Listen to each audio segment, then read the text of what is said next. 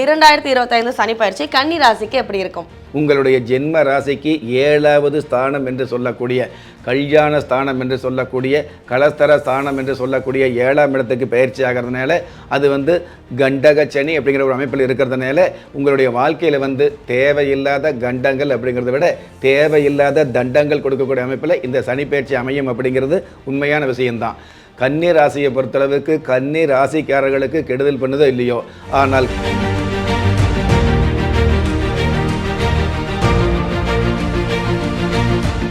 ராஜயோகம் டிவி நேர்கள் அனைவருக்கும் வணக்கம். நான் உங்கள் பிரீத்தி. நம்மளோட ராஜயோகம் டிவியில் உங்களுக்கு சனி பயிற்சி பற்றி நிறைய விஷயங்கள் நீங்கள் பார்த்துட்டு இருப்பீங்க. அதில் உங்கள் மனசுக்குள்ளேயும் பல கேள்விகள் இருக்கும். சனி பயிற்சியில் எந்த தெய்வத்தை வழிபடணும், யார் யாரெல்லாம் சேஃபாக இருக்கணும், எந்த ராசிகள் வாகனத்தில் கவனமாக இருக்கணும், இந்த மாதிரி பல சந்தேகங்கள் உங்களுக்குள்ளே இருக்கல.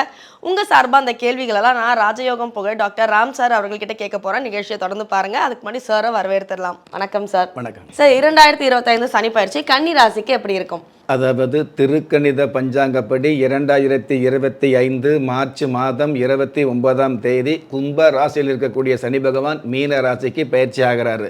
அதுவே வாக்கிய பஞ்சாங்கப்படி எடுத்துக்கிட்டோம் அப்படின்னா 2026 பிப்ரவரி மாதத்தில் தான் கும்ப ராசியில் இருக்கக்கூடிய இந்த சனி பகவான் மீன ராசிக்கு பயிற்சி ஆகிறதாக சொல்லப்பட்டிருக்குது.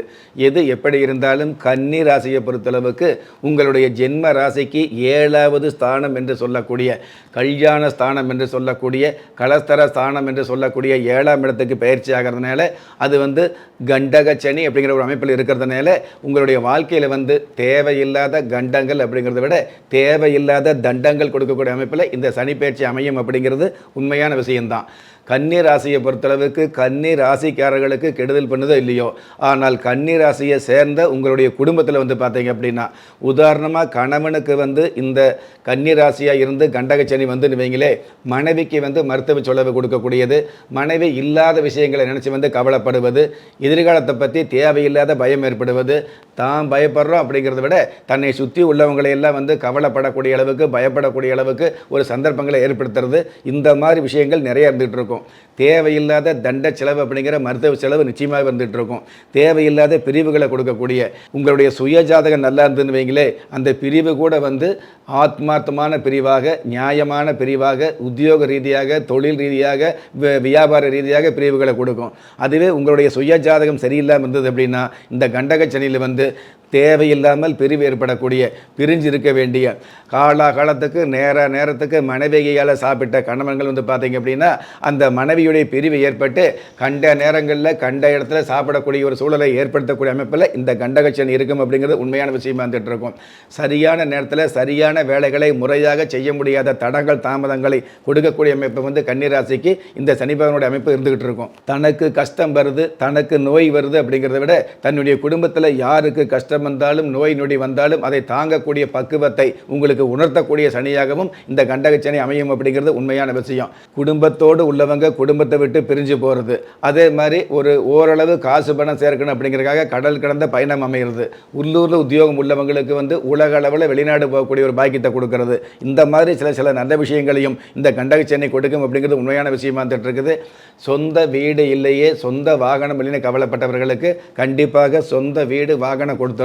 ஆனால் அந்த சொந்த வீடு வாகனத்தில் தேவையில்லாத கடன் தொல்லைகளை கொடுக்கக்கூடிய அமைப்பிலையும் இந்த சனி பகவான் வந்துட்டு இருப்பார். கன்னி ராசியை பொறுத்தளவுக்கு கட்டுக்கோப்பான உடல் அமைப்பு அப்படிங்கிறது எதிர்பார்ப்பு.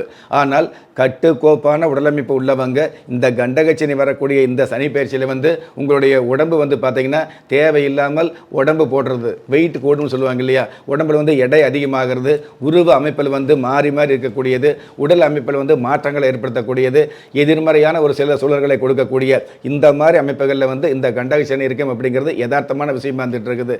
எவ்வளவு உடற்பயிற்சி பண்ண எவ்வளவு தான் நம்ம நடைபயிற்சி வச்சுக்கிட்டாலும் நம்ம நடைமுறை வாழ்க்கையில் ஒரு சில சிக்கல்களை சந்திக்கக்கூடிய, ஒரு சில தாமதங்களை சந்திக்கக்கூடிய, ஒரு சில பிரிவுகளை கொடுக்கக்கூடிய அமைப்பில் இந்த சனி பயிற்சி இருக்கும் அப்படிங்கிறது தான் உண்மையான விஷயம். சார், கன்னிராசியை பற்றி சொன்னீங்க, நிறைய பிரச்சனைகளை அவங்க ஃபேஸ் பண்ணுவாங்கன்றது நீங்கள் சொல்லும் போதே தெரியுது. இந்த பிரச்சனையிலேருந்து கொஞ்சம் ரிலாக்ஸ் ஆகி நிம்மதியோடு அவங்க வாழறதுக்கு ஏதாவது பரிகாரமோ தெய்வ வழிபாடோ இருக்கா? பொதுவாகவே கன்னிராசியை பொறுத்தளவுக்கு சனி பகவான் கொடுக்கக்கூடிய கண்டகச்சனி அப்படிங்கிற விதியை மாற்ற முடியாது. அதே மாதிரி கஷ்டம் அப்படிங்கிற சூழலையும் நம்ம வந்து மாற்ற முடியாது. ஆனால் அந்த கஷ்டம் சம்மந்தப்பட்ட விஷயங்கள்லேருந்து நாம் வந்து ஒரு சில அனுபவங்களை பெற்றுக்கிறதுக்காக அல்லது அந்த கஷ்டங்களை தாங்கக்கூடிய மனோபக்குவம் கிடைக்கிறதுக்காக ஒரு சில வழிபாடுகள் உங்களுக்கு உறுதுணையாக இருந்துகிட்டு இருக்கும். அந்த வகையில் ஆற்றங்கரையோடு இருக்கக்கூடிய நீர்நிலைகளுக்கு அருகில் இருக்கக்கூடிய பிள்ளையாரை வழிபாடு வச்சுக்கிட்டிங்கன்னா கன்னி ராசிக்காரர்கள் இந்த கண்டக சனியில் கூட எண்ணி பார்க்க முடியாத ஏற்றங்களை சந்திக்க முடியும் அப்படிங்கிறது உண்மையான விஷயம். கடல் சம்மந்தப்பட்ட விஷயங்கள் அப்படிங்கிறத விட பொதுவாகவே ஆறு, ஏரி, குளம் சம்மந்தப்பட்ட ஏரி கரைகளில் வந்து ஆங்காங்கே பிள்ளையார் இருந்துகிட்டு இருக்கும்.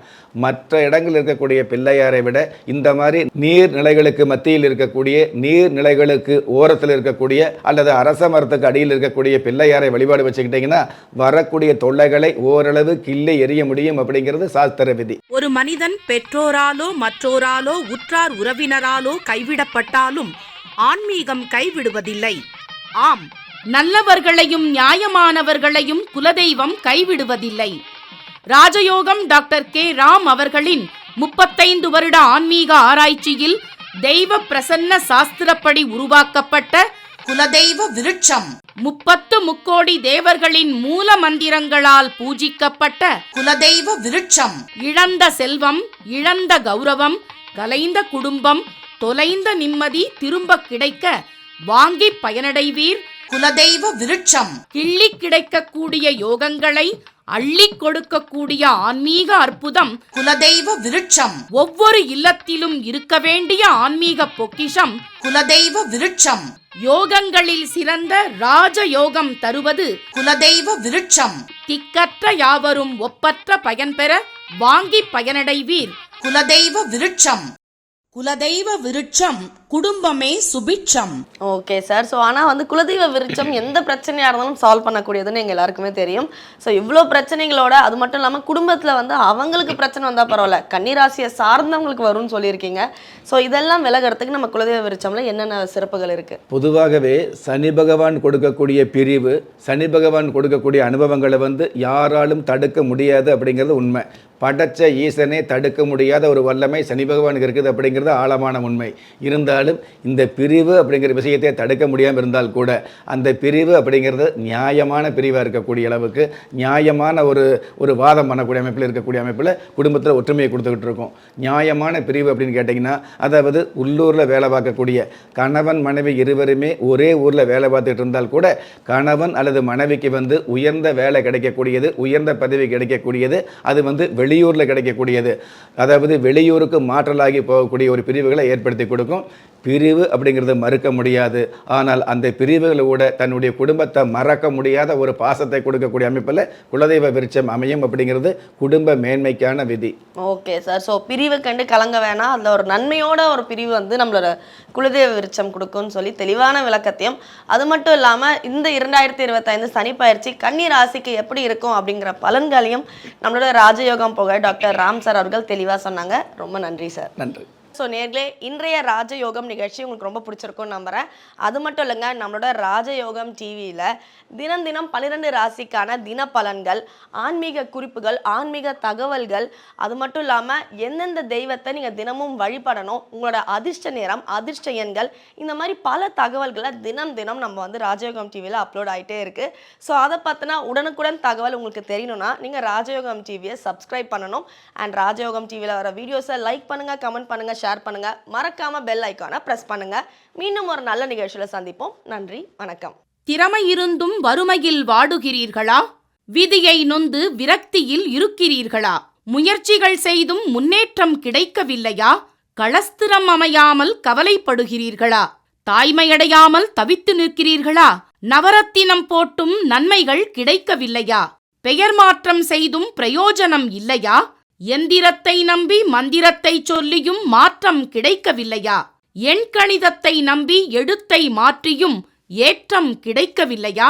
வாஸ்துவை நம்பி வாசலை மாற்றியும் வளம் காணவில்லையா? ஹோமத்தை வளர்த்து யாகத்தை செய்தும் யோகத்தை காணவில்லையா? திரும்பிய பக்கமெல்லாம் திண்டாட்டங்களையே சந்தித்த உங்களை யார் கைவிட்டாலும் ஆன்மீகம் கைவிடாது. ஆம், அண்ட நிழலும் இல்லை, ஆதரிக்க யாரும் இல்லாதவர்களை குலதெய்வம் கைவிடுவதில்லை.